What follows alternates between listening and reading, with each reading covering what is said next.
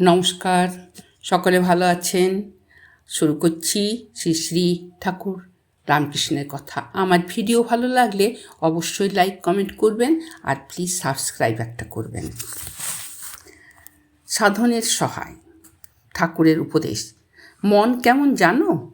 যেমন স্প্রিংয়ের গদি, যতক্ষণ গদির উপরে বসে থাকা যায় ততক্ষণই নিচু হয়ে থাকে, আর যে ছেড়ে দিলে তৎক্ষণাৎ উঠে পড়ে।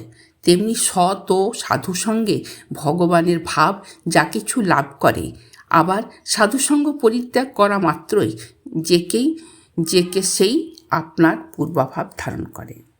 নামেতে রুচি ও বিশ্বাস করতে পারলে তার আর কোনো প্রকার বিচার বা সাধন করতে হয় না। নামের প্রভাবে সব সন্দেহ দূর হয়ে যায়, নামেতেই চিত্তশুদ্ধ হয় এবং নামেতেই সচ্চিদানন্দ লাভ হয়ে থাকে। সরল বিশ্বাস ও অকপটতা থাকলে ভগবান লাভ হয়। একটি লোকের একটি সাধুর সঙ্গে দেখা হয়েছিল। লোকটি সাধুকে বিনীতভাবে উপদেশ জিজ্ঞাসা করলেন। সাধুটি বললেন, ভগবানকে প্রাণ মন দিয়ে ভালোবাসো। লোকটি বললে, ভগবানকে কখনো দেখিনি, তার বিষয় কিছুই জানিনি, কি করে তাকে ভালোবাসবো?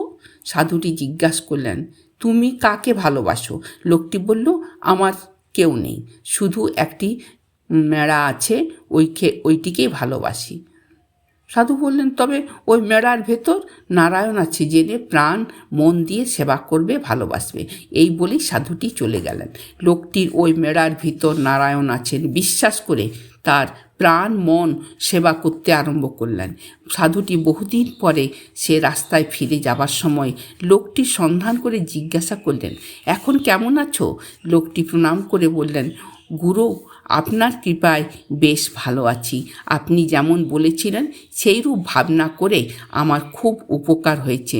মেড়ার ভিতরে মধ্যে মধ্যে এক অপরূপ মূর্তি দেখতে পাই, তার 4 হাত, তাকে দর্শন করে আমি বেশ পরমানন্দে আছি।